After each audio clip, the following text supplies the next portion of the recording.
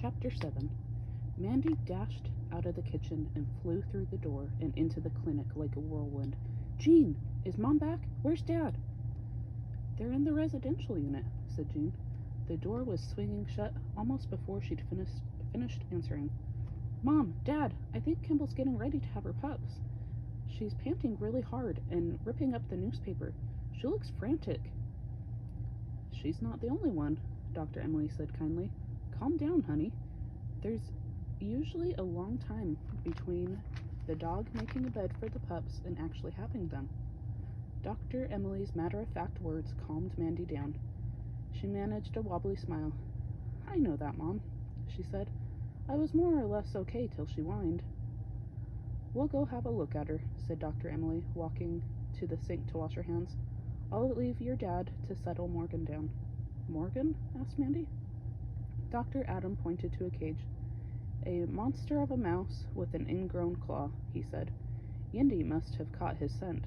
She started hissing, and poor Morgan turned into a mass of quivering jelly. "He'll be all right. He's hiding in his sleeping quarters." "I'll come back and talk to him later," said Mandy. "Give him some TLC." Mandy's parents often said that her TLC, tender loving care, was as good as medicine. Dr. Adam nodded and smiled. "That's right, Mandy. Don't keep all your famous TLC for Kimball."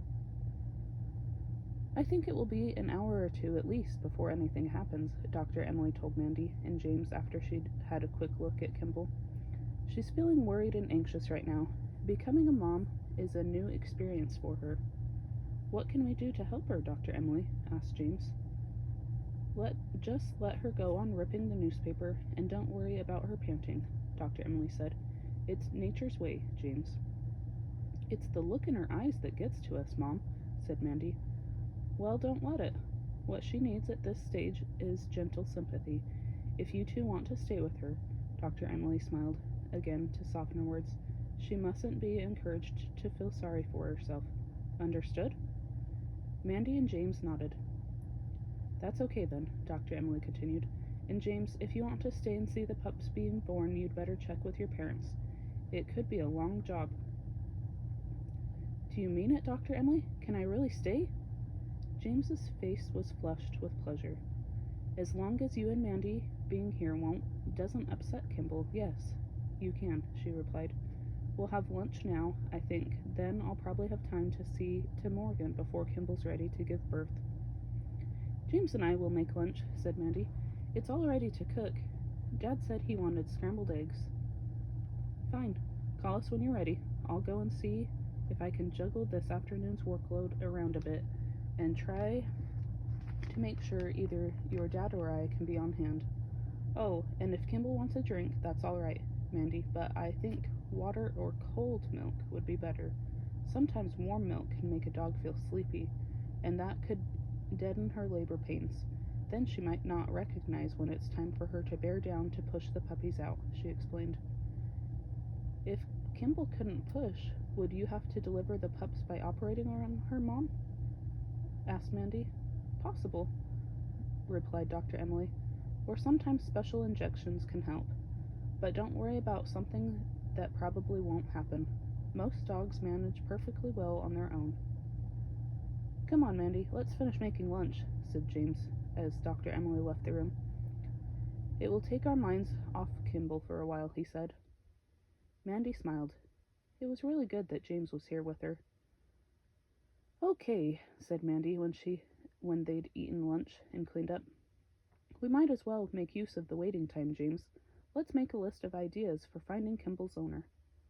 Dr. Emily had checked Kimball again and told them to call her if there was any change, adding that she'd come back in a half-hour anyway.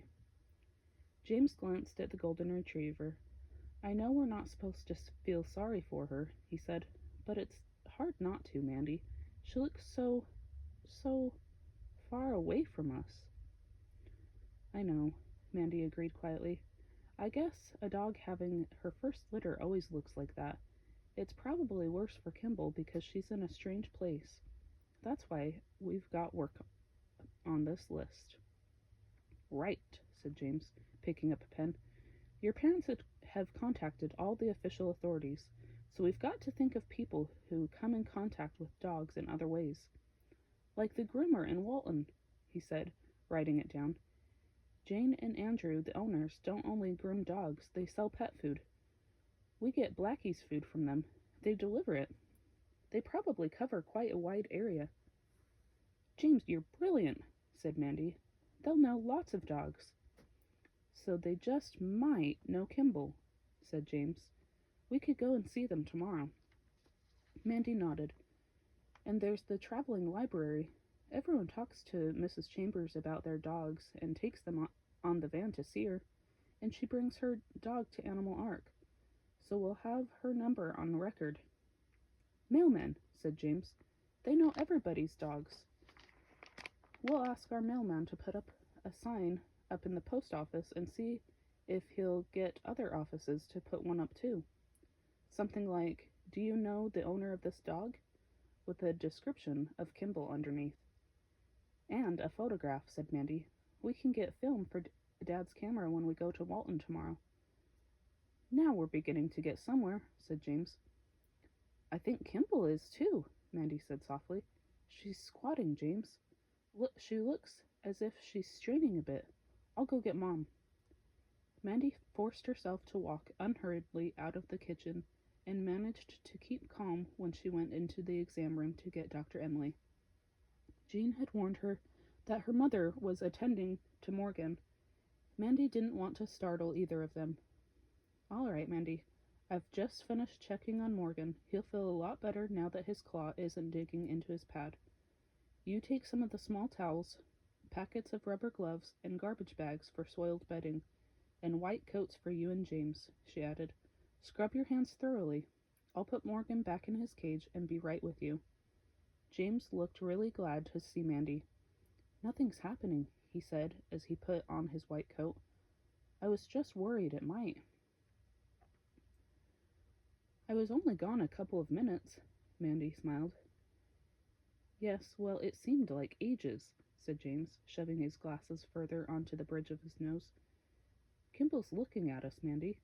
Do you think she wants to be petted, or should we leave her alone? We'll ask when Mom comes, said Mandy. She'll be here soon. She isn't straining for real yet, but I think she soon will be, said Dr. Emily when she checked Kimball. I think maybe she would like you close by. Some dogs like being left alone to get on with things. Others like someone within reach. Just kneel or sit by the box and see what she does. Kimball stretched her head out and sniffed at first at Mandy's shoulder, then at James's. Then she moved back, circled the box 2 or 3 times, and lay down. She might feel comfier lying down for the birth, Dr. Emily said quietly. She's tucked one paw over the edge of the box, whispered James. Do you think she wants me to hold it, Dr. Emily?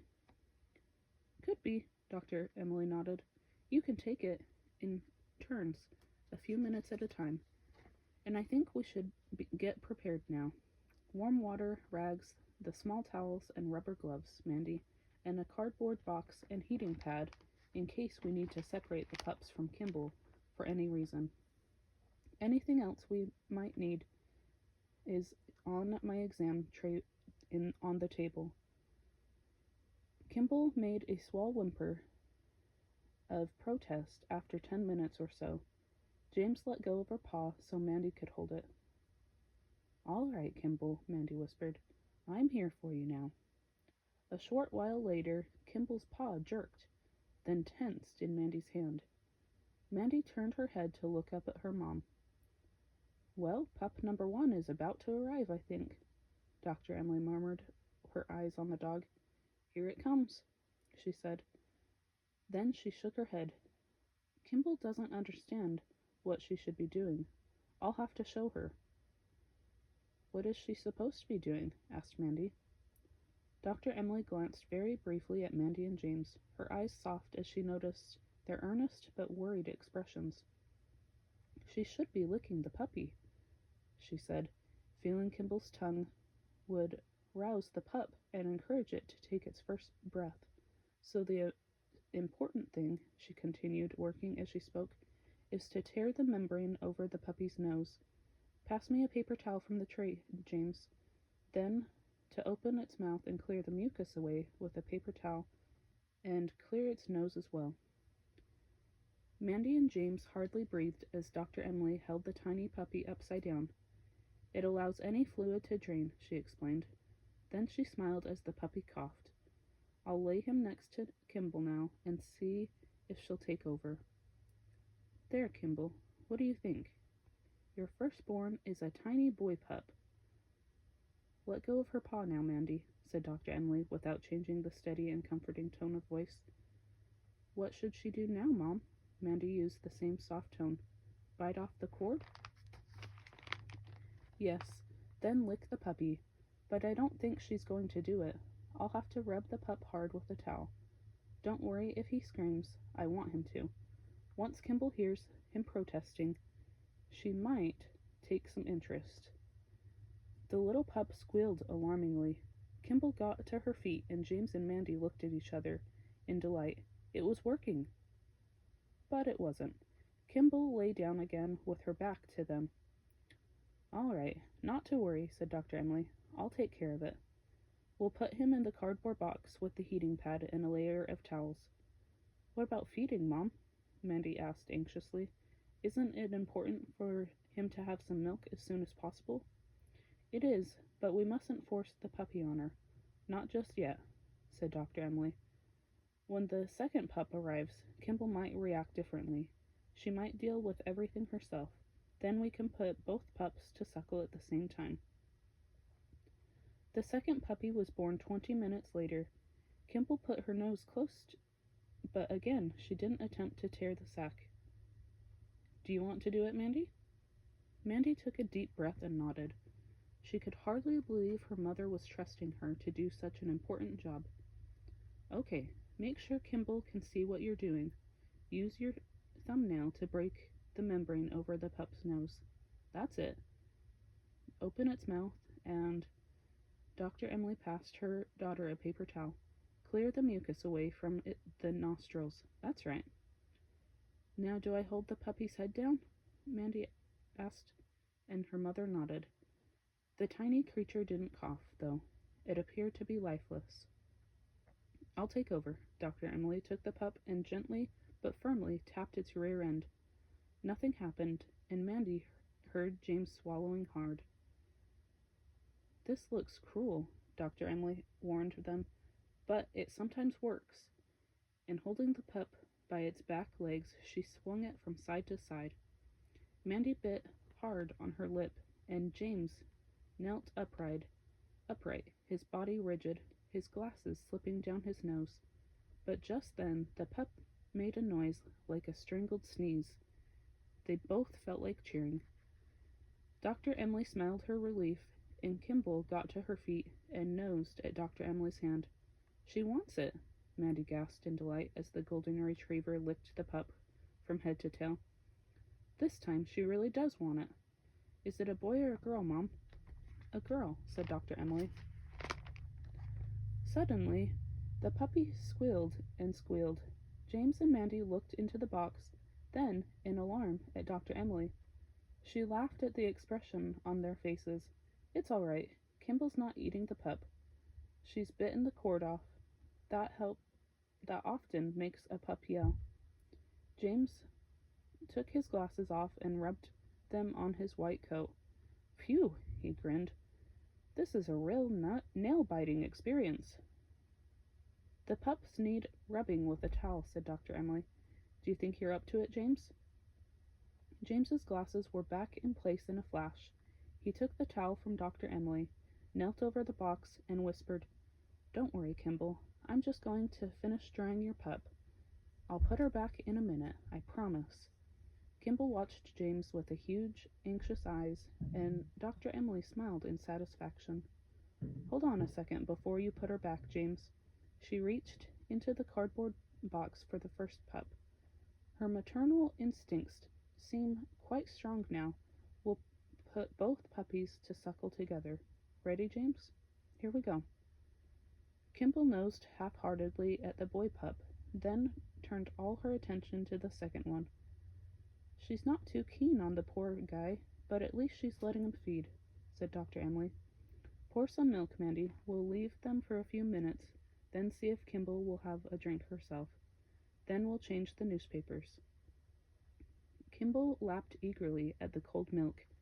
It's the first time she's really seemed to enjoy it, James commented. Are we leaving the puppies in with her the rest while the rest are being born, Mom? Maybe. We'll wait and see. If Kimball gets too stressed or there are any other problems, we'll move them. She's settling herself down, so I think it will be a while before any more arrive. And unless she shows signs of needing help, we'll leave her alone. Dr. Emily passed through to the clinic to check that everything was running smoothly. It was time for afternoon office hours. Animal Ark was busy, but her husband and Simon were coping. James and Mandy made themselves milkshakes and sandwiches and sat at the table to discuss their plans for the following day. They decided they'd go to the post office and ask about putting up a sign. It would be easier than trying to catch their own mailman. After that, they'd bike into Walton, buy film for the camera, then stop in at the groomer. We can ask the owners if they know anyone with a golden retriever who might be the father, Mandy suggested. I think the pups could be pedigrees. It's hard to tell when they're such tiny things, and their eyes are closed and their ears are so close to their heads, said James. You're right, Mandy nodded, but she was more convinced than ever that Kimball's owner had planned for the pups. She got up to take their used dishes to the sink, glancing into the box as she went past. James, she whispered urgently, Kimball's had another pup. She knows what to do now. It's very still, said James dubiously. Do you think it needs shaking like the other one did? Mandy heard the door open and turned in relief. Mom, there's a third puppy and it isn't moving. Dr. Emily hurried to the box and lifted the pup. She stared at it for a long second, then lifted her eyes to Mandy and James. Mandy's face clouded over. She knew immediately what her mother was going to say.